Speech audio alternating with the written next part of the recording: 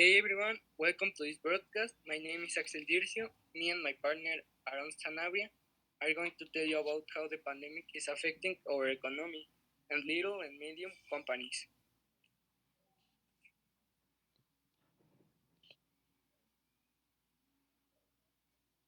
As you know, Mexico is one of the most affected countries around the world because of the pandemic of COVID 19. Our national health has been depleted. Mexico is one of the nations with more deaths caused by this disease because Mexicans don't respect the quarantine to avoid infections.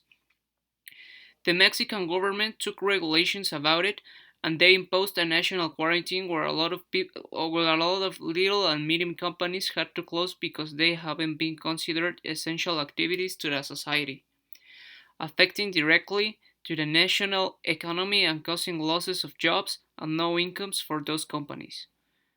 A lot of study counts reveal that more than 500,000 companies are in risk of disappearing in the next 6 months. Most of these companies are related to commerce, tourism, manufacturing, automotives, construction, and culture services. This study counts almost say that more than 2.7 million of this type of companies had closed not only in Mexico, the rest of Latin America is on the same situation. This company disappearances not only involve losses on the economy. It means that a lot of people lost their jobs. Actually, 6.8 million people lost their job because of the pandemic on the last year, and it's expected that 8.5 million people will have the same destination in the next 6 months. But this does not end here. The little and medium companies are just a part of this problem. 406 of the big companies had closes in the 2020, and that caused more than 200,000 job losses.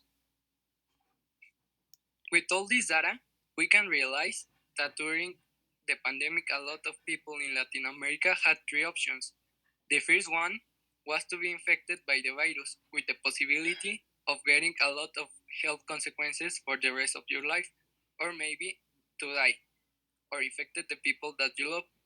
The second option was to lose your job because it is not considered as an essential activity, putting you and your family in an economical crisis where you are gonna suffer a lot. And the third and worst option was to get both of the last two options suffering on your economy and health, making one of the worst episodes on your life. Sadly, on our country, a lot of people had to live on this situation, and more are destined to leave it soon. So, at least the Mexican government has to take a lot of new options to manage the pandemic without affecting the national economy. We, as high school students, propose the next option. The government might let all the types of legal companies work, with the sanitary restrictions obviously, to avoid increasing with infections, but letting all these people work to don't let happen again an economic crisis that affect us directly. This will open the possibility for these companies to create new ways to work and at distance or with the sanitary restrictions making more incomes and more ways to sell their products.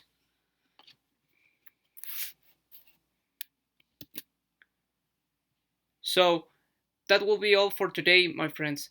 Uh, we'll see you next week to continue talking about this and more other news around the world. So we see you there. Thank you very much.